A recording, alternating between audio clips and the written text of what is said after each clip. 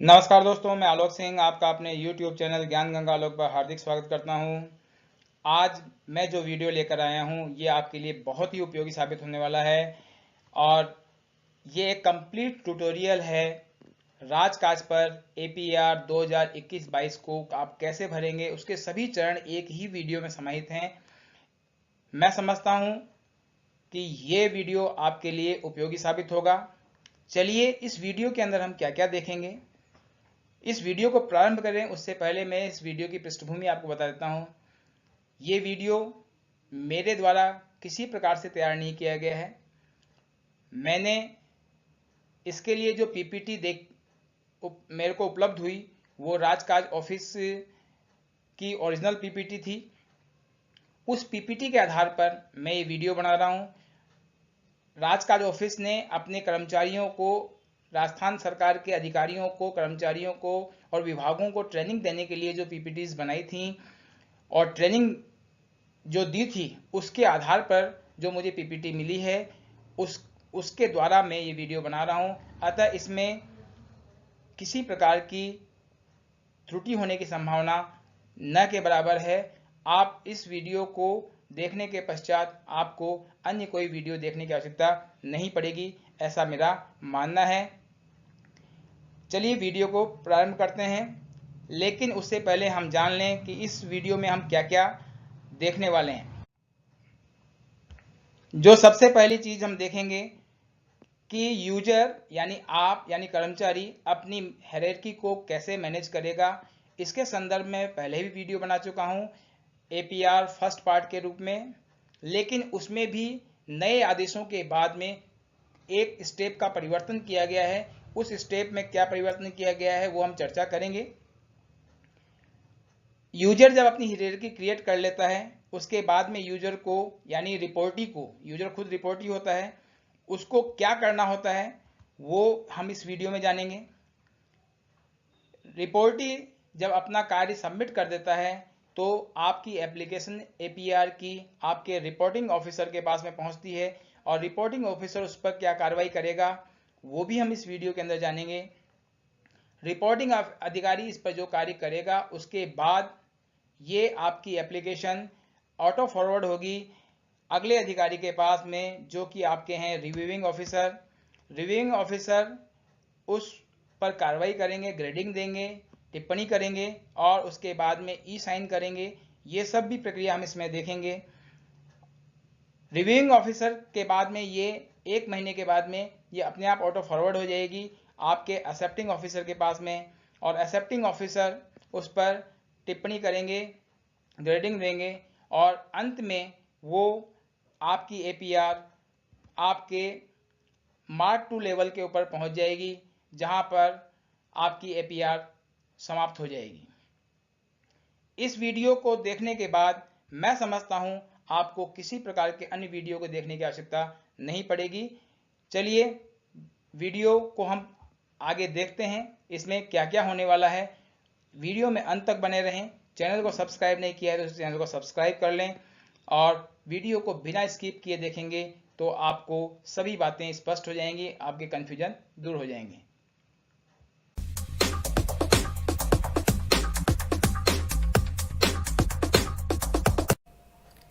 आपकी APR का प्रथम भाग है हायरार्की को क्रिएट करना। हायरार्की कैसे क्रिएट की जाएगी इसका वीडियो मैं पहले बना चुका हूं, आप वहां देख सकते हैं। फिर भी यहां पर इस प्रक्रिया में थोड़ा सा बदलाव हुआ है, उसको हम जानेंगे। PAR को सिलेक्ट करेंगे एम्प्लॉय कॉर्नर पर जाकर। जैसे ही आप PAR को सिलेक्ट करेंगे, performance appraisal report ACR PCR को सिलेक्ट करेंगे। उसके बाद में आप यहाँ से फाइनेंशियल ईयर को सिलेक्ट करेंगे। फाइनेंशियल ईयर को सिलेक्ट करने के बाद में सर्च बटन को क्लिक करेंगे। सर्च बटन को क्लिक करेंगे तो यहाँ पर हायरार्की नॉट कॉन्फ़िगर्ड आपको दिखाई देगा। रेडियो बटन को प्रेस करेंगे और क्रिएट हायरार्की पर आपको क्लिक करना है। जैसे ही आप क्रिएट हायरार्की पर क्लिक करेंगे आपके सामने एक नई विंडो खुल जाएगी। इस नई विंडो में आपको आपकी जो पर्सनल डिटेल्स दिखाई दे रही हैं, सबसे पहले आपको उनको चेक करना है कि मेरी पर्सनल डिटेल एग्जैक्ट हैं या नहीं हैं। यदि उसमें कोई भी त्रुटि हो तो आप अपने एस्टेब्लिशमेंट को बता सकते हैं और उनसे चेंज करवा सकते हैं। आप खुद भी इन पर्सनल डिटेल्स को चेंज कर सकते हैं। इसके लिए मैंने एक अलग से वीडियो बनाया है जिसका कल ही मैंने अपलोड किया था। उसका लिंक मैं आपको डिस्क्रिप्शन बॉक्स में उपलब्ध करवा दूंगा, आप वहां से उसको देख सकते हैं। उसके बाद ये जब सूचनाएं आप चेक कर लें, संतुष्ट हो जाएं कि मेरी सभी सूचनाएं सही हैं, तो आप नीचे आएंगे तो आपको एक स्टार्ट डेट दिखाई देगा 1 अप्रैल 2021 से 31 मार्च। यहाँ से आप इसको चेंज भी कर सकते हैं। मान लीजिए कोई कर्मचारी ऐसा है जो कि इस कार्यालय में 365 दिन नहीं रहा, कम दिन रहा है, तो वो उतने दिनों के लिए इसको सेलेक्ट करेगा, इस ऑफिस को, जितने दिन वो यहाँ पर कार्य करता है। तो कहाँ से बदलेंगे वो प्रक्रिया आप इस वीडियो में देखिए। ये कर्मचारी मान लीजिए कि ये कम दिनों के लिए रहे हैं और अप्रैल तक नहीं रहे, तो जो भी जिस तिथि तक यहाँ रहे हैं उस तिथि को हम यहाँ से सिलेक्ट कर लेंगे, तो दिनों की संख्या 365 से कम हो जाएगी। ये देखिए 193 दिन आ गए। फिर नीचे आएंगे तो आपको रिपोर्टी की डिटेल दिखाई देगी। रिपोर्टी का यहाँ पर आपको नाम दिखाई देगा, यहाँ पर उसका डिपार्टमेंट दिखाई देगा, यहाँ पर उसका डेजिग्नेशन दिखाई देगा और यहाँ पर उसकी आईडी दिखाई देगी। अगर आपको डिपार्टमेंट सही दिख रहा है तो ठीक है, नहीं तो सर्च बटन दबाकर आप डिपार्टमेंट को चेंज कर सकते हैं। डेजिग्नेशन यदि सही है तो ठीक है, नहीं तो लेंस के बटन को दबाकर आप डेजिग्नेशन को भी चेंज कर सकते हैं। एम्प्लॉय आईडी को आप यहाँ से चेंज नहीं कर सकते हैं। फिर नीचे आते हैं, एक बार मैं सर्च बटन दबाकर आपको दिखा देता हूँ। सर्च बटन दबाकर आप यहाँ से ऑर्गेनाइजेशन, ऑफिस, आल बटन दबाकर चेंज कर सकते हैं। ऑफिस का नाम डाल देंगे यहाँ पर और सेलेक्ट कर लेंगे तो आपको ये चेंज हो जाएगा। यहाँ से आप डिपार्टमेंट चेंज, डेजिग्नेशन चेंज कर सकते हैं। मुझे चेंज नहीं करना है इसलिए मैंने चेंज नहीं किया है। एम्प्लॉय आईडी चेंज नहीं होगी। अब आप नीचे आइए तो आपको बाय डिफ़ॉल्ट, यदि आपने पिछले वर्ष भी APR ऑनलाइन की थी तो बाय डिफ़ॉल्ट आपको हायरार्की क्रिएट की हुई मिलेगी। लेकिन ये प्रक्रिया बहुत से डिपार्टमेंटों में बहुत पहले से चल रही है, लेकिन अधिकांश डिपार्टमेंट्स में इस साल प्रारंभ हुई है, इसलिए अधिकांश लोगों का ये हायरार्की क्रिएट किया हुआ नहीं होगा। तो उनको अपनी हायरार्की को जब क्रिएट करेंगे तो यहाँ पर ये सब चीज़ें खाली मिलेंगी आपको। ये सभी चीज़ें आपको खाली मिलेंगी। आप उनको कैसे भरेंगे इसका वीडियो मैंने बना रखा है, आप वहाँ से देख सकते हैं उसको कैसे चेंज करेंगे। और यदि इसको केवल खाली करना है तो ये जो गोल सा रिफ्रेश बटन दिखाई दे रहा है उसको दबाकर आप इसको खाली कर सकते हैं और नई हायरार्की क्रिएट कर सकते हैं। आपको इसके लिए आपके रिपोर्टिंग अधिकारी का नाम और एम्प्लॉय आईडी पता होना चाहिए। रिव्यूइंग अथॉरिटी और उनका नाम और आईडी पता होना चाहिए। एक्सेप्टिंग अधिकारी का नाम, उनका पद पता होना चाहिए। और मार्क टू अथॉरिटी अपने आप आएगा, बाय डिफ़ॉल्ट बनाया हुआ है। लेकिन कुछ डिपार्टमेंट्स में अभी मार्क टू अथॉरिटी नहीं आ रहा है। जैसे हमारे एजुकेशन डिपार्टमेंट में एलिमेंट्री में तो मार्क टू अथॉरिटी आ रहा है। मैंने जब पुराना वीडियो बनाया था तो उसमें आ रहा था, लेकिन वर्तमान में 8-10 दिनों से मार्क टू अथॉरिटी गायब है, क्योंकि जब से नए आदेश आए हैं तब से उसमें कोई परिवर्तन किया जा रहा है। जब वो साइट अपडेट होगी तो आपको प्रदर्शित होने लग जाएगा। अब आप देखिए यहाँ पर इनके पहले से क्रिएट की हुई है, क्योंकि इन्होंने पहले से भरा हुआ है। एक चीज़ और है कि ये चेकबॉक्स है उन कर्मचारियों के, अधिकारियों के लिए जो डिस्ट्रिक्ट लेवल के अधिकारी हैं, डिवीज़न लेवल के अधिकारी हैं, उनको इस चेकबॉक्स पर भी क्लिक करना है। जब वो चेकबॉक्स पर क्लिक करेंगे तो यहाँ पर एक चौथी विंडो और 5वीं विंडो और खुल जाएगी, जो है the then divisional commissioner district collector. यहाँ पर उनकी टिप्पणी होगी, लेकिन ये सब कर्मचारियों के लिए नहीं है। सामान्य कर्मचारियों को इस चेकबॉक्स पर क्लिक नहीं करना है। तो इस चेकबॉक्स के क्लिक को हम हटा देते हैं। हटाने के बाद हमें 4 ही विंडो दिखाई देंगी। यहाँ से आप रिसेट कर सकते हैं, खाली कर सकते हैं इसको। और यदि सही है, पहले से बनी हुई है, तब तो ठीक है। यानी लेंस बटन को दबाकर आप यहाँ से नई विंडो खुलेगी। यहाँ पर माई प्रेफर्ड लिस्ट ये दिखाई दे रही है। माई प्रेफर्ड लिस्ट तब जनरेट होती है जब हमने अपने अधिकारियों का चयन कर लिया होता है। आप ऑल बटन को दबाएंगे। ऑल बटन को दबाकर एम्प्लॉयज़ को कैसे सर्च किया जाता है वो आप मेरे पहले वीडियो में देखें। इसमें भी मैं तेज़ गति से बता रहा हूँ क्योंकि वीडियो लंबा है, इसलिए मैं यहाँ पर सारी प्रक्रिया नहीं बताऊँगा आपको। अगर आपको आपके अधिकारियों का चयन करने की प्रक्रिया यहाँ इसमें सीखनी है तो मैं आपको सामान्य रूप से बता देता हूँ। ऑल बटन को दबाना है। ऑल बटन को दबाएंगे तो आपके सामने नई विंडो खुलेगी जिसमें एम्प्लॉय आपके अधिकारी का नाम और एम्प्लॉय आईडी आप डालकर सर्च करेंगे तो वो सर्च हो जाएंगे। और फिर उसको आप प्रोसीड करने के बजाय आप प्रिफर्ड लिस्ट में सेव कर दें ताकि आपको भविष्य में दिक्कत नहीं आए।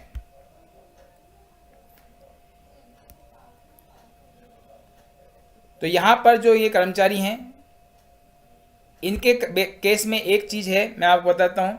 ये देखिए चयन करके बता रहे हैं कि ऑल को सेलेक्ट करेंगे। अब आप देख रहे हैं यहाँ पर कि यहाँ पर एम्प्लॉय का नाम डालेंगे, यहाँ पर उसकी आईडी डालेंगे और सर्च बटन को दबाएंगे। तो सर्च बटन दबाने के बाद में आपको उस अधिकारी का नाम जिसकी एम्प्लॉय आईडी है वो यहाँ पर आ जाएगा। यहाँ से आपको रेडियो बटन दबाना है और रेडियो बटन जैसे ही दबाएंगे आप नीचे आएंगे या फिर एडवांस सर्च भी कर सकते हैं। आप उनका नाम भी डाल सकते हैं, एसएसओ आईडी भी डाल सकते हैं और अपॉइंटिंग डिपार्टमेंट का नाम भी डाल सकते हैं। तो इजीली सर्च हो जाएगा और फिर यहाँ से सेलेक्ट करके आप नीचे आएंगे।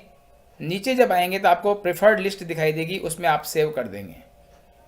तो ये प्रक्रिया थी अधिकारियों को चयन करने की। आप इसके बाद आप चेक कर लें कि क्या मैंने रिपोर्टिंग अथॉरिटी, रिव्यूइंग अथॉरिटी और एक्सेप्टिंग अथॉरिटी को सही चयन किया है। जब संतुष्ट हो जाएं तब आप आगे बढ़ें। आगे बढ़ने से पहले आपको राइट हैंड साइड में कुछ बटन दिखाई दे रहे हैं जिनमें आपको यस और नो में आंसर देना है। यस किसके लिए है मैं आपको बता देता हूँ। यस इस अधिकारी के सामने यस और नो लिखा हुआ है। यदि पिछले साल भी यही अधिकारी इसी पोस्ट पर थे तब तो आपको यस चयन करना है।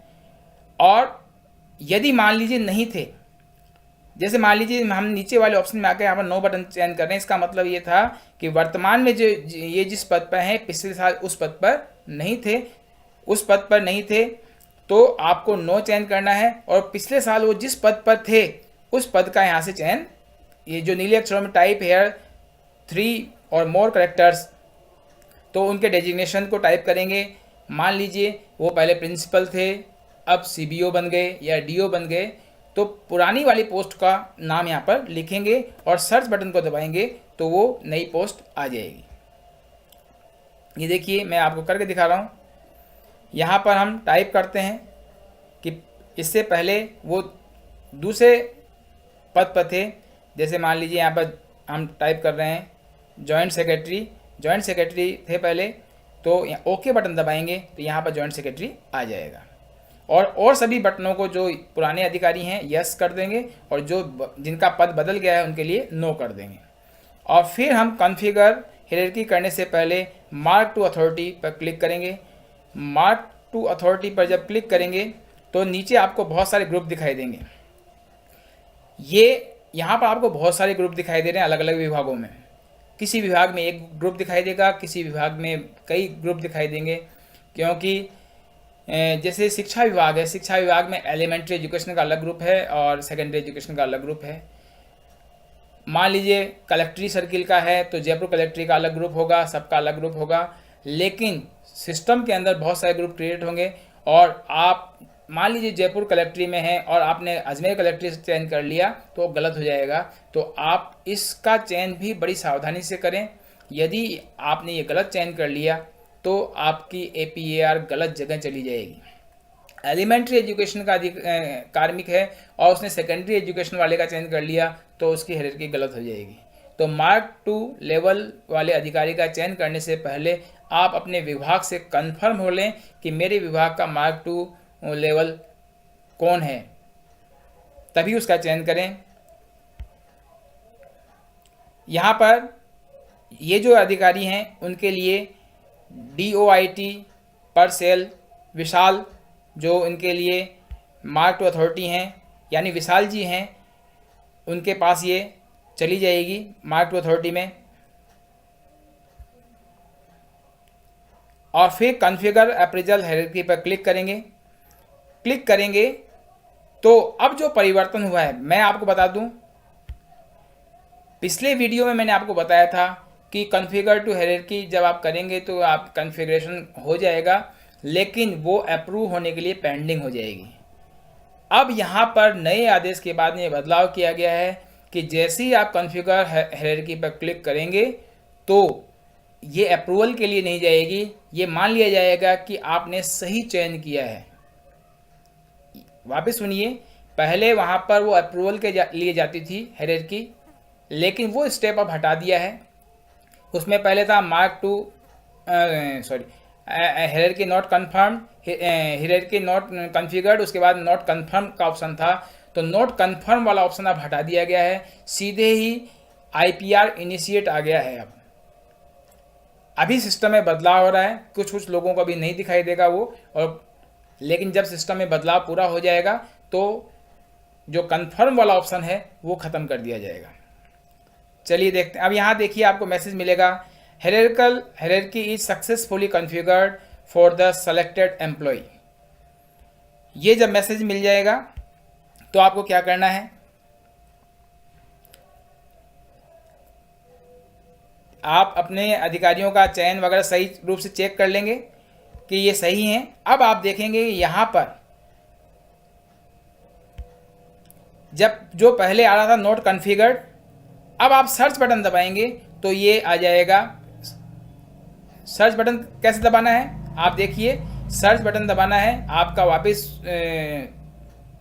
वित्तीय वर्ष सेलेक्ट करना है और वो ड्यूरेशन सेलेक्ट करना है जिसके लिए आपने ये भरा था, और सर्च बटन को जब दबाएंगे, इस कर्मचारी का हमने ड्यूरेशन चेंज किया था, आपको ध्यान है, तो उसी ड्यूरेशन का आप सर्च करेंगे तो अब क्या परिवर्तन होता है वो देखिए आप। अब ये आ गया, बीच का स्टेप गायब हो गया, कौन सा, हायरार्की नॉट कन्फर्म्ड वाला स्टेप अब गायब हो गया, और अब नया स्टेप जो आ गया है PR नॉट इनिशिएटेड, यानी इसको कन्फर्म मान लिया गया है, और PAR नॉट इनिशिएटेड, इसका मतलब ये आपको कह रहा है कि अब आप IPR भरने के लिए तैयार हैं। अब यहाँ आपको नीचे 3 बटन दिखाई दे रहे हैं, क्रिएट हायरार्की जो हम कर चुके हैं। यदि आपको इसमें कोई त्रुटि दिखाई दे रही है तो यहाँ से आप अपडेट हायरार्की को चयन करके अपडेट कर सकते हैं। फिर बाद में इनिशिएट PAR को सेलेक्ट करेंगे। हमने रेडियो बटन दबा दिया और इनिशिएट PAR को सिलेक्ट कर लिया। इनिशिएट PAR को जैसे सिलेक्ट करेंगे तब देखिए क्या परिवर्तन होता है, PAR इनिशिएटेड। अब इनिशिएटेड होने के बाद में क्या हुआ वो देखिए, आपको मैसेज मिलेगा, इस मैसेज को देखिए आप, your PAR has been initiated successfully and is sent to your work list, यानी आपने जो APR भरी है अभी वो इनिशिएट हो गई है, यानी प्रारंभ हो गई है, उसका प्रारंभ चालू हो गया है, उसकी भरने की प्रक्रिया आपने प्रारंभ कर दी है। पहले आपने कॉन्फ़िगर किया, कॉन्फ़िगर के बाद में कन्फर्मेशन आता था, वो स्टेप अब हटा दिया गया है और डायरेक्ट इनिशिएट PAR का ऑप्शन आपको अवेलेबल होगा जब ये साइट पूर्ण रूप से अपडेट हो जाएगी। अब यहाँ पर योर वर्क लिस्ट में चला गया है, वर्क लिस्ट का मतलब आपको इनबॉक्स में देखना है, ये ध्यान रखिएगा। चलिए देखते हैं। अब आप वर्क लिस्ट में जब चली गई तो आपको क्या करना है, आपके इनबॉक्स में जाना है। इनबॉक्स में जाने के बाद PAR को सिलेक्ट करना है। PAR को जैसे सिलेक्ट करेंगे आपके इनबॉक्स में ये फाइल दिखाई देने लग जाएगी।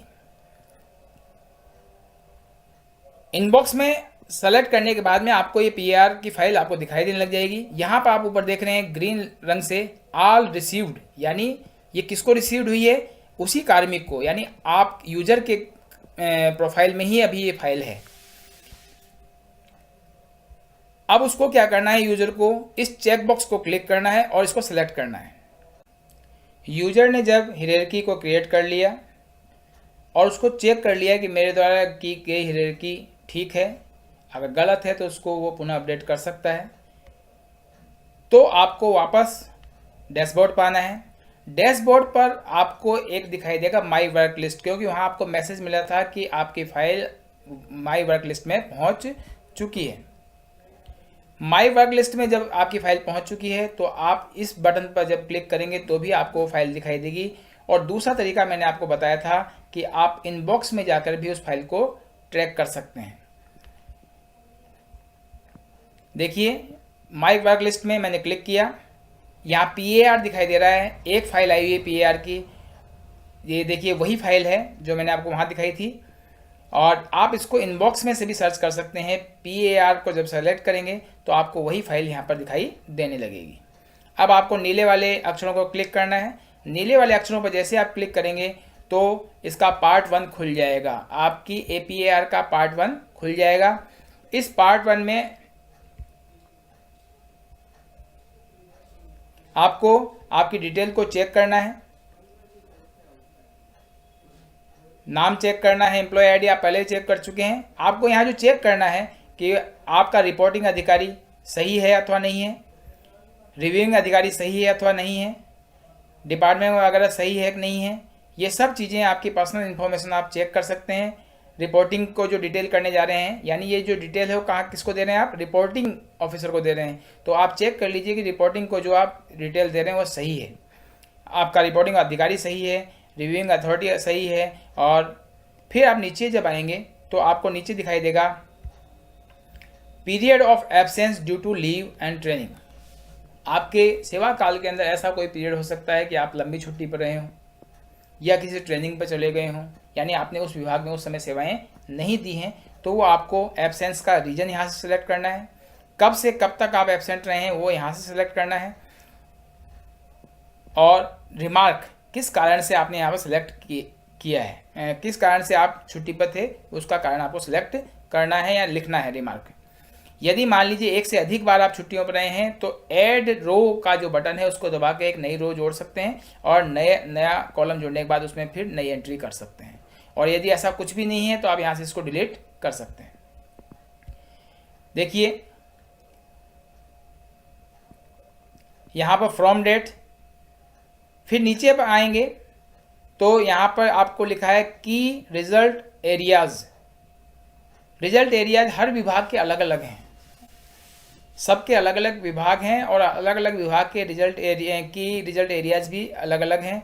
तो अपने विभाग के अनुसार ही आपको सेलेक्ट करना है और आपको क्या टारगेट दिया गया है उस विभाग की तरफ से। ये देखिए मैं लीव पर था या ट्रेनिंग पर था, वो सेलेक्ट कर लेंगे यहाँ से, और यहाँ से आप सेलेक्ट करेंगे डेट वगैरह जो आपको बता चुका हूँ मैं पहले ही। यहाँ से आप की रिजल्ट एरियाज, अब यहाँ पर आपको सेलेक्ट करना है इस मेनू में से कि आपको फिजिकल टारगेट क्या दिए गए थे, फाइनेंशियल टारगेट क्या दिए गए थे, इंस्पेक्शन के टारगेट क्या दिए गए थे, अदर के टारगेट क्या दिए गए थे। आप अपने विभाग के नियमानुसार इसको सेलेक्ट करें। इसमें से आपको एक ऑप्शन का चयन करना है और टारगेट जो दिया गया था उसके बारे में आपको यहाँ पर लिखना है। 1 दिया गया था, 2 दिए गए थे, 10 दिए गए थे, जो भी हैं। तो जो भी आपको फिजिकल टारगेट दिया गया है उसकी संख्या यहाँ पर लिखनी है और यहाँ पर एक्चुअल अचीवमेंट क्या लिया है आपने। जिस 10 का टारगेट दिया गया था 8 मैंने अचीव कर लिए हैं। और रीजन फॉर नॉट अचीविंग, यहाँ पर आपको भरना है कि मैं ये टारगेट क्यों अचीव नहीं कर पाया, उसके बारे में आपको संक्षेप में शब्दों में लिखना है। फिर ऐसा और भी कोई कार्य हो टारगेट तो ऐड रो बटन से आप इसको जोड़ सकते हैं नए टारगेट के लिए और यहाँ पर आपको रीजन लिखना होगा। Some targets are under under process, माफ़ कीजिएगा, अंडर प्रोसेस हैं। ये कह रहे हैं कि मेरे कुछ टारगेट मुझे 10 टारगेट दिए गए थे, 10 में से 8 मैंने अचीव कर लिए हैं और जो बचे हुए शेष हैं वो अंडर प्रोसेस हैं। इसका मतलब अनअचीव्ड एक भी नहीं है। फिर आगे का ऑप्शन है night stay other than headquarter. आपका जो हेडक्वार्टर है उससे अलग आपने कभी नाइट स्टे किया है तो उसके बारे में आपको यस और नो में जानकारी देनी है। यदि नो है तो नो सेलेक्ट कर लें और यस है तो यस सेलेक्ट कर लें। Annual health checkup, annual health checkup के बारे में आपको बता दूं कि जिन कर्मचारियों की उम्र 50 साल से अधिक है उनका हर साल एनुअल हेल्थ चेकअप होता है। उनको अपनी रिपोर्ट सबमिट करनी होती है, अपलोड करनी होती है। यदि आप 50 साल से नीचे हैं तो आप नो को सिलेक्ट कर लें और यदि ऊपर हैं तो यस को सिलेक्ट करेंगे। और यस को सिलेक्ट करेंगे तो यहाँ पर आपको सर्टिफिकेट की डेट डालनी पड़ेगी और यहाँ पर आपको फाइल को अटैच करना पड़ेगा उस सर्टिफिकेट की। फाइल को अटैच फाइल्स में जाकर अपलोड करना होगा। और मान लीजिए आपने हेल्थ चेकअप नहीं करवाया तो आप नो को सिलेक्ट कर सकते हैं। तो ये मैंने यहाँ पर नो को सिलेक्ट कर लिया। फिर यहाँ पर मुझे रिमार्क देना होगा कि मैंने क्यों नहीं करवाया हेल्थ चेकअप, 50 साल से ऊपर हूँ फिर भी मैंने हेल्थ चेकअप क्यों नहीं करा। इफ़ देखो यहाँ लिखा हुआ है if you are age 50 years above please provide medical certificate at least once in period of 3 years. तो इसका रीज़न आप दे सकते हैं कि मैंने पिछले 2 सालों में करवाया था। 3 साल में एक बार आपको हेल्थ सर्टिफिकेट सबमिट करना होता है। फिर नीचे यहाँ पर brief description of the special work done by reportee, आपके द्वारा कोई स्पेशल कार्य किया गया है, स्पेशल अचीवमेंट मिला है आपको, तो उसका संक्षेप में यहाँ पर वर्णन 150 शब्दों में करना है। चाहे आप हिंदी में कर सकते हैं चाहे इंग्लिश में कर सकते हैं, वो आपकी इच्छा है काय में करते हैं। उसके बाद में यहाँ पर जब आप ब्रीफ डिस्क्रिप्शन लिख देंगे, वो आपकी इच्छा है आप क्या लिखते हैं। मैं आपको एक दो शब्द लिख के दिखा रहा हूँ, लेकिन इसकी जो समय सीमा है वो है, शब्द सीमा है वो 150 शब्द है। वर्क अंडर राजकाज प्रोजेक्ट, मैंने अपना एक स्पेशल अचीवमेंट बताया है कि मैंने राजकाज प्रोजेक्ट के अंदर कार्य किया है। मैक्सिमम 150 वर्ड्स मैं इस प्रोजेक्ट के बारे में मैं आपको लिखूंगा। अब आपको करना क्या है वो देखिए। नीचे आप आएंगे तो यहाँ पर 2 ऑप्शन दिखाई दे रहे हैं, सेव, ई साइन और रीसेट। यदि तो सेव के बटन को दबाएंगे आप, और सेव के बटन को जब दबाएंगे तो आपकी APR भर चुकी होगी और यहाँ पर लिखा हुआ है मिलेगा सेव्ड सक्सेसफुली। इस क्रॉस मार्क को आप क्रॉस कर देंगे। जब आप क्रॉस कर देंगे तो यहाँ पर नीचे आएंगे, बाहर आएंगे वापस, और बाहर आकर इस नीले वाले बटन को फिर दबाएंगे, PAR को दबाकर। तो देखिए अब क्या मिलता है आपको।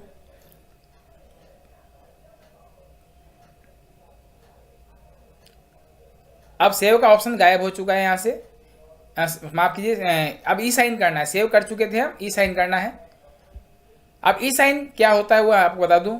यहाँ से जैसे आप ई साइन के बटन को दबाएंगे, आपके उस मोबाइल नंबर पर जिससे आपका आधार लिंक है उस पर OTP जाएगा, थर्ड पार्टी से OTP आएगा और उस आधार से ऑथेंटिकेशन होगा। ये पूछ रहा है once PAR is e sign digitally signed it can not be edit. यदि आपने एक बार ई साइन कर दिया डिजिटली, उसके बाद आप इसमें कोई परिवर्तन नहीं कर पाएंगे। यदि आपको लगता है कि मुझे इसमें बाद में कोई परिवर्तन करना है तो आप ई साइन की प्रक्रिया को कुछ समय के लिए रोक सकते हैं। और यदि लगता है कि नहीं मैंने बिल्कुल सही भरी है तो आप ई साइन करने के लिए यस के बटन को आप दबा देंगे। जैसे आप यस के बटन को दबाएंगे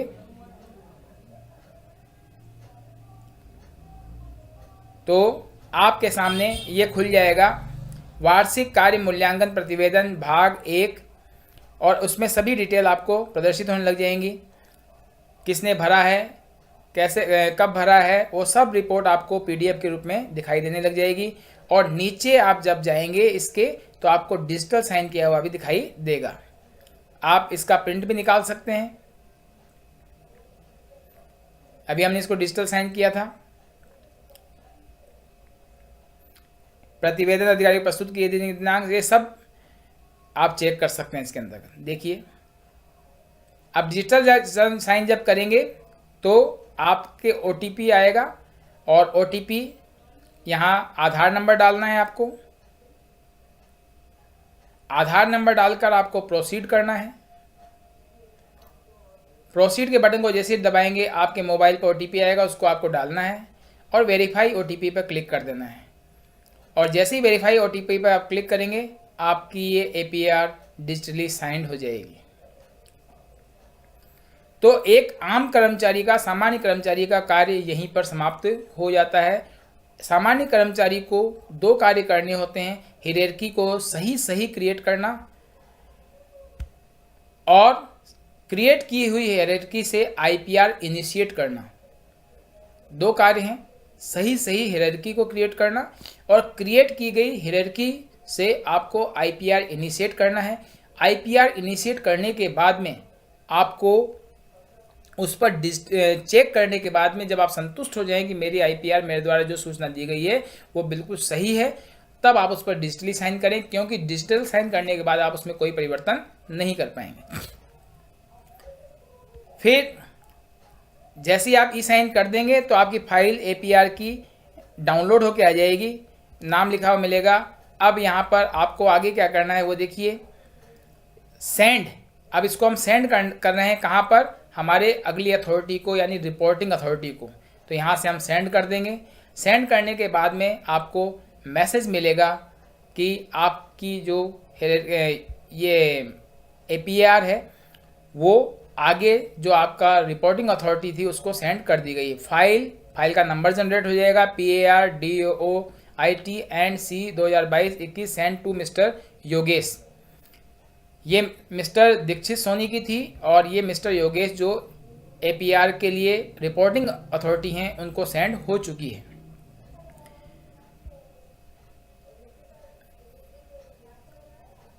और आप यहाँ से वो अपनी डाउनलोड की हुई फाइल यहाँ से प्रिंट निकाल सकते हैं। और प्रिंट निकालने के बाद में आप PAR के एम्प्लॉय कॉर्नर में जाएंगे तो आप ट्रैक करेंगे और जनरेट रिपोर्ट करेंगे तो आपको दिखाई देगा। देखिए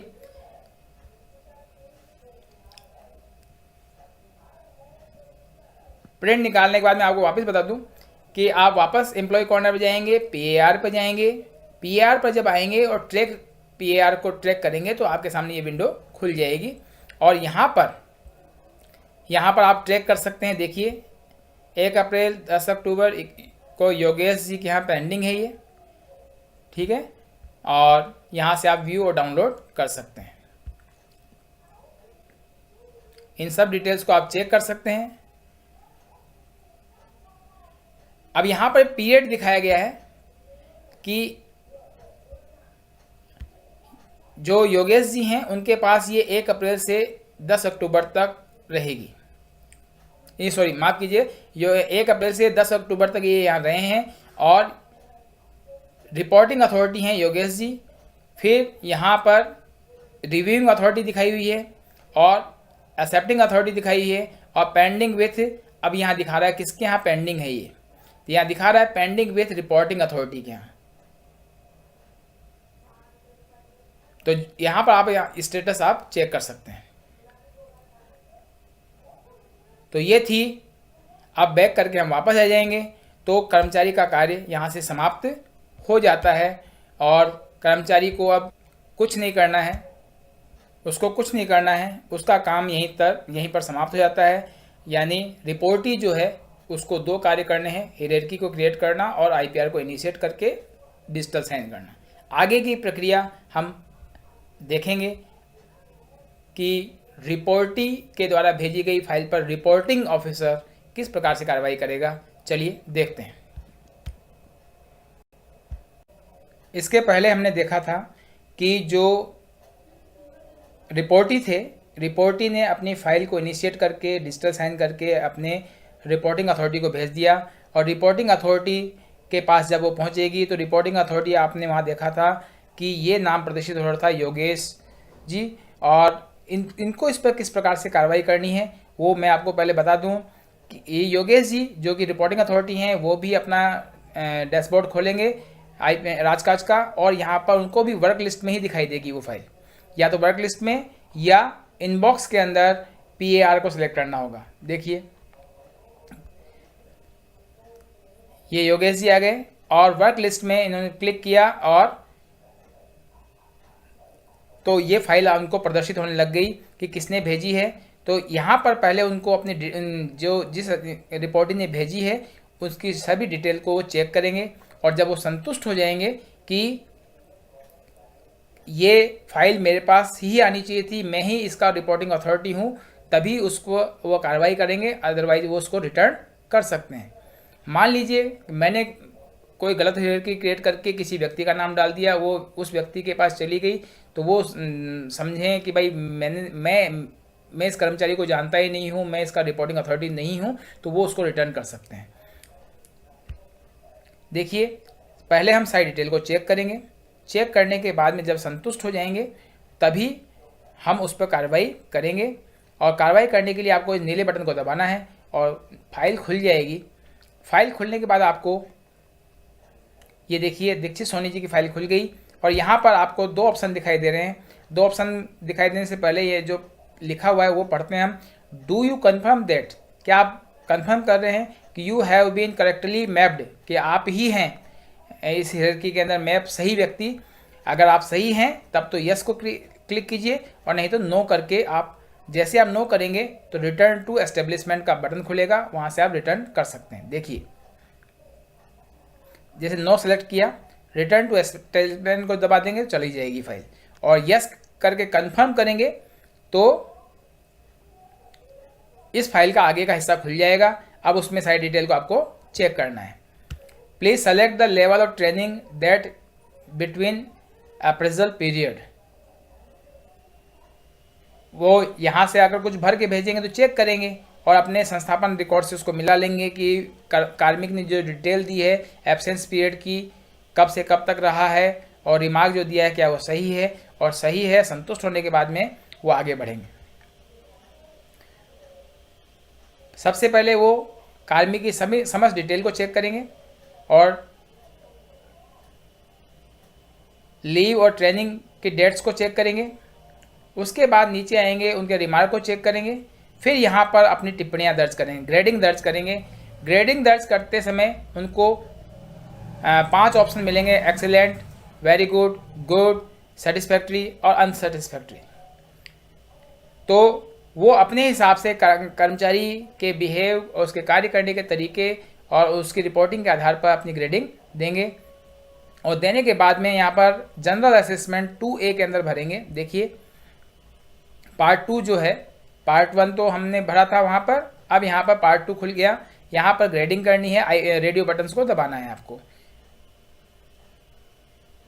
रेडियो बटन पर क्लिक करेंगे तो सब नीले हो जाएंगे, और एक एक ऑप्शन को आपको सिलेक्ट करना है। देखिए ये सिलेक्ट कर लिया, very good, very good, good, excellent, very good, very good.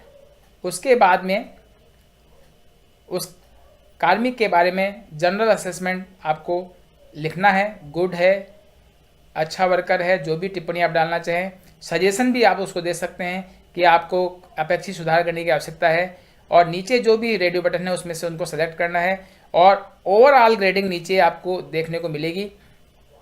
तो ओवरऑल ग्रेडिंग में से आप वेरी गुड इन्होंने सेलेक्ट किया, और रिपोर्टी लेवल दीक्षित सोनी जी, और नेक्स्ट ये इन्होंने कब फाइल भेजी है वो सब यहाँ पर डिटेल आ गई है। PAR मिस्टर दीक्षित सोनी 1 अप्रैल से 10 अक्टूबर तक की PAR है, और फिर उसके बाद में यहाँ पर ऑप्शन दिखाई दे रहे हैं: सेव, ई साइन लेटर, रीसेट और रिटर्न टू एस्टेब्लिशमेंट। यहाँ से भी वो रिटर्न कर सकते हैं, ई साइन कर सकते हैं और सेव कर सकते हैं, बाद में डिजिटल साइन करेंगे। तो देखिए उनको ई साइन करना है, सब कुछ सही है तो ई साइन करेंगे। ई साइन करने के बाद में वही आधार से लिंक होगा, OTP आएगा, OTP को आपको डालना है, और ये प्रतिवेदन खुल जाएगा।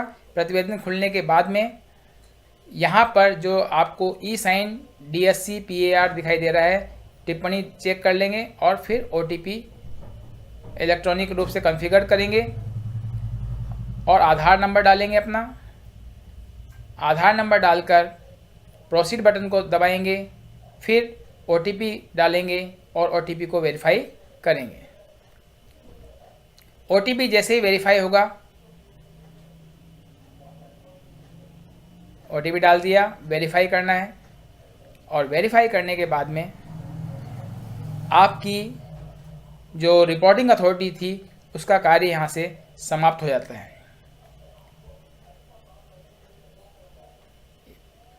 और आप वो उसको डाउनलोड करके चेक कर सकते हैं और सेंड कर सकते हैं नेक्स्ट अथॉरिटी को। यहाँ से सेंड का बटन दबाएंगे तो रिपोर्टिंग से रिव्यूइंग अथॉरिटी के पास ये फाइल चली जाएगी और इस फाइल का वो प्रिंट निकाल कर अपने एस्टेब्लिशमेंट में रख सकते हैं। तो ये प्रक्रिया थी जिसको रिपोर्टिंग अथॉरिटी को करना है और फाइल को नेक्स्ट अथॉरिटी तक सेंड करना है।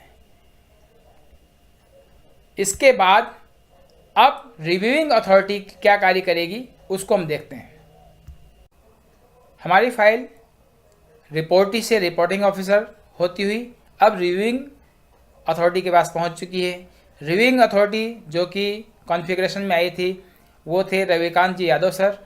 अब ये फाइल उनके पास पहुंच चुकी है। अब उनको क्या करना है, उनको भी अपने राजकाज के अंदर लॉगिन करना है और लॉगिन करने के बाद में वही वर्क लिस्ट में पर क्लिक करेंगे या इनबॉक्स के PAR पर क्लिक करेंगे तो वो फाइल आपको यहाँ पे दिखाई देने लगेगी। ये देखिए PAR में फाइल दिखाई दे रही है जो कि मिस्टर दीक्षित सोनी जी की है, योगेश जी से होते हुए और डॉक्टर यादव के पास पहुंच चुकी है। जब इस फाइल को खोलेंगे तो दीक्षित सोनी जी की पूरी डिटेल उनको दिखाई देगी, उसको चेक करना है। चेक करने के बाद में नीचे आना है। अब वही कॉन्फ़िगरेशन चेक करना है कि क्या वो इस हायरार्की में सही व्यक्ति हैं जिसको दीक्षित सोनी जी ने चुना है। यदि सही है तब तो यस करना है, अन्यथा नो करके इसको रिटर्न कर देना है। अब जैसे नो किया, रिटर्न एस्टेब्लिशमेंट और यस करके कंफर्म बटन दबाएंगे तो फाइल नीचे खुल जाएगी और इनको अब वहाँ पर अपनी टिप्पणी और ग्रेडिंग दर्ज करनी है। नीचे आकर इस फाइल के ऊपर अपना रिमार्क डालना है।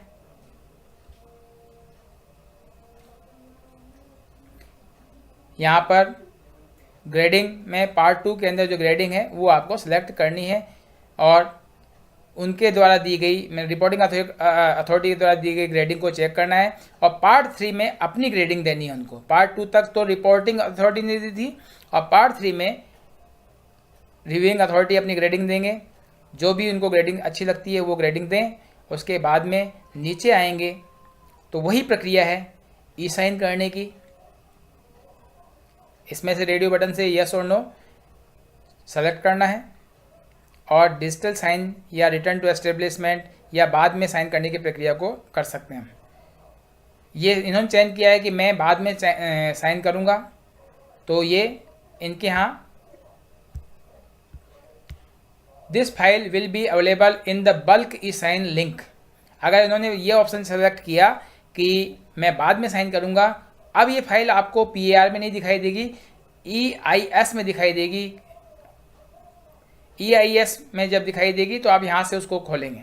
ये लिखा हुआ है this file will be available in bulk e sign link application where you can process multiple PARs through a single OTP।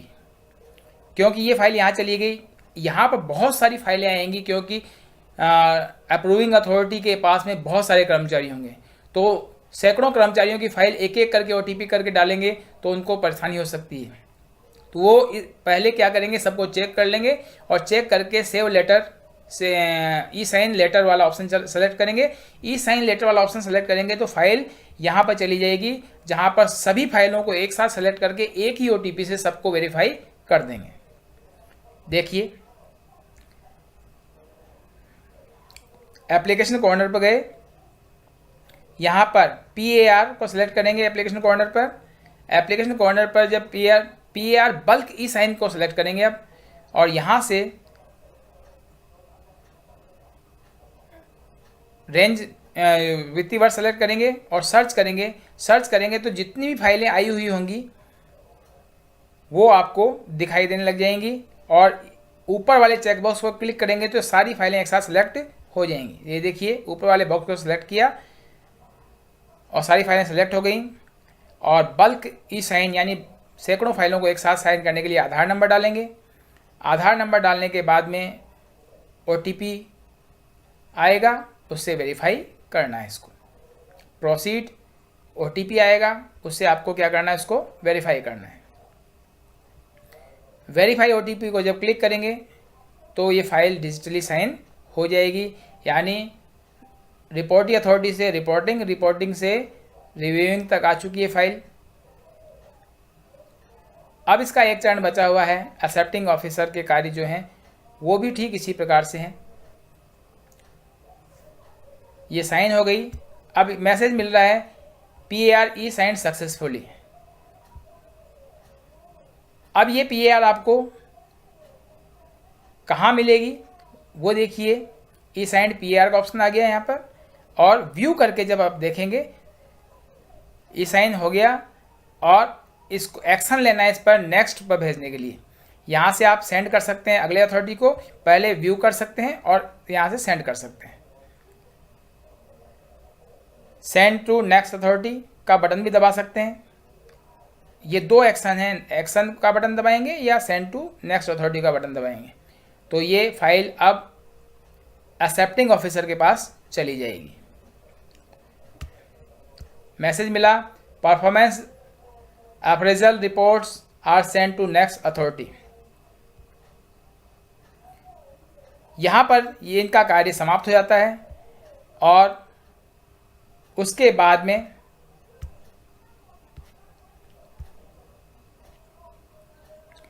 हम अब एक्सेप्टिंग ऑफिसर का कार्य जो है वो देखते हैं कि एक्सेप्टिंग ऑफिसर को किस प्रकार से कार्य करना है।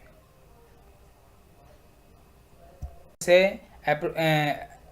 अप्रूविंग, और अप्रूविंग से अब यहाँ एक्सेप्टिंग ऑफिसर के पास पहुँच चुकी है, और जो एक्सेप्टिंग ऑफिसर थे चैनल में बनाए हुए वो थे सुनील चाबड़ा। अब इनके वर्क लिस्ट में ये फाइल आपको यहाँ पर दिखाई देगी, या फिर PAR को इनबॉक्स में PAR को सिलेक्ट करेंगे तो ये फाइल आपको दिखाई देगी। देखिए, इनके वर्क लिस्ट में PAR दिखाई दे रही है।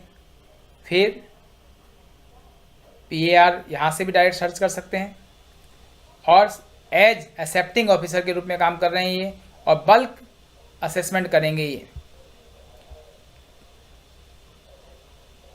इन्होंने यहाँ पर एज एक्सेप्टिंग ऑफिसर और फिर PAR बल्क असेसमेंट करने का ऑप्शन सेलेक्ट किया। अब आगे देखिए, बल्क असेसमेंट एक्सेप्टिंग, फिर उसको सेलेक्ट करेंगे। दीक्षित जी का भेजी गई फाइल है उसको चेक करेंगे। चेक करने के बाद में नीचे का जो बटन है यस का बल्क और नो को सेलेक्ट करेंगे तो रिटर्न का ऑप्शन आ जाएगा, और यहाँ पर ऑप्शन को सेलेक्ट करेंगे, गुड या जो भी है उनका कार्य कैसा है, एक्सीलेंट है, वो सेलेक्ट करके साइन करेंगे। और साइन करने के बाद में रिमार्क डालेंगे। साइन करने से पहले माफ़ कीजिएगा, रिमार्क डालेंगे।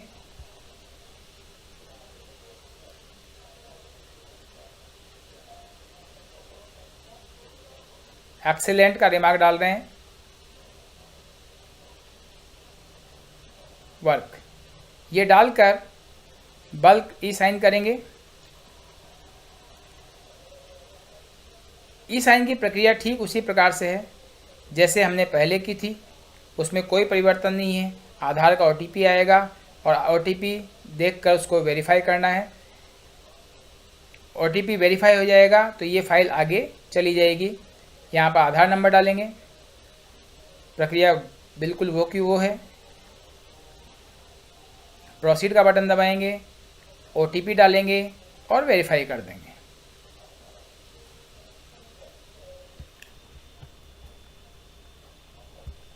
वेरीफाई का बटन दबा दिया तो यहाँ पर मैसेज मिला, e signed successfully and send to next authority, यानी अब इसका अगला जो लेवल है मार्क 2 लेवल, वहाँ पहुँच गई है फाइल और वहाँ पर इस पर क्या कार्रवाई होगी चलिए वो देखते हैं। अब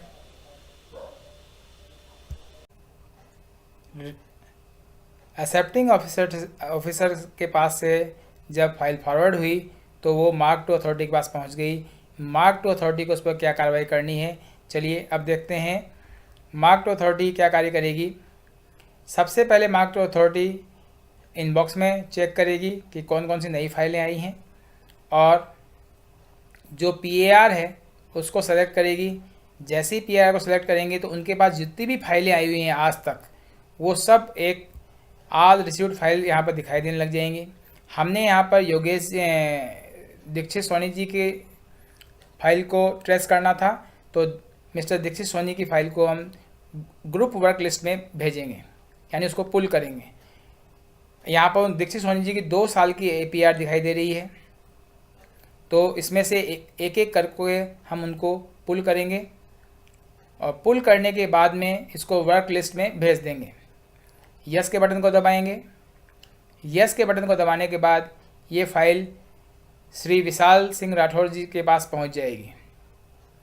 मैसेज मिल रहा है, performance appraisal report send to mister Vishal Singh Rathore, assistant programmer, office of analytic computer programmer, director, deputy director to DOIT and C Shri Ganganagar. वहाँ फाइल पहुँच गई है। इसी प्रकार से दूसरी फाइल को भी हम पुल करेंगे। इस दूसरी फाइल के नीले अक्षरों को क्लिक करेंगे, उसके साथ भी यस का बटन दबाएंगे। यस का बटन दबाने के बाद ये फाइल भी मिस्टर विशाल सिंह जी राठौर के पास पहुंच जाएगी उनकी वर्क लिस्ट में, तब उस पर जाके वो कार्रवाई करेंगे। अब कार्रवाई करने के लिए उनको क्या करना है, क्योंकि वो मार्क 2 अथॉरिटी हैं तो मार्क 2 पर क्लिक करना पड़ेगा उनको। मार्क 2 पर क्लिक करेंगे। मार्क 2 पर क्लिक करेंगे तो जो भी फाइलें हमने वर्क लिस्ट में पुल की थी जिन पर हमें कार्य करना है वो यहाँ पर आपको प्रदर्शित होने लग जाएंगी। हमने यहाँ पर केवल दीक्षित सोनी जी का सैंपल लिया है तो दीक्षित सोनी जी की 1 अप्रैल 21 से 10 अक्टूबर 21 वाली फाइल को हम अभी चेक कर रहे हैं तो उस पर हम क्लिक करेंगे। जिस फाइल को आपको चेक करना है उस पर आपको क्लिक करना है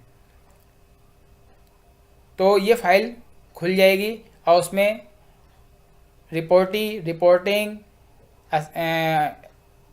रिव्यूइंग और एक्सेप्टिंग ऑफिसर की जो कार्रवाई हैं उनको चेक करेंगे। चेक करने के बाद में अंत में इस फाइल को वापस रिपोर्टिंग के पास भेज देंगे और यहाँ से APR कंप्लीट हो जाती है।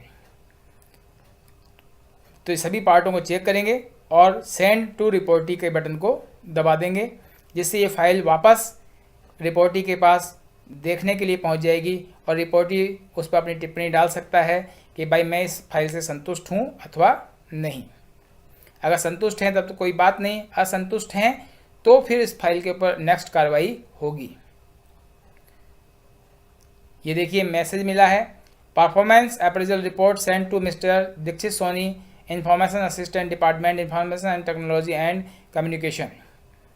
तो ये संपूर्ण प्रक्रिया थी। मैंने आपको A से लेकर Z तक संपूर्ण प्रक्रिया को बता दिया। APR के जितने भी चरण थे उन सब को डिटेल से बताया है। मैं समझता हूँ आपको मेरा प्रयास अच्छा लगेगा और यदि अच्छा लगे तो मेरे वीडियो को लाइक करें, शेयर करें, चैनल को सब्सक्राइब अवश्य करें। मैं आपको पुनः बता दूं कि ये PPTs मुझे प्राप्त हुई थी और मैंने बनाई नहीं है, प्राप्त हुई थी और उन प्राप्त हुई PPT को मैंने समझा कि आपको भी मैं शेयर करूं और इसका फ़ायदा सब उठा सकें। धन्यवाद। एक नई वीडियो के साथ फिर मिलूंगा, तब तक के लिए आपसे अनुमति चाहता हूं। जय हिंद, जय भारत।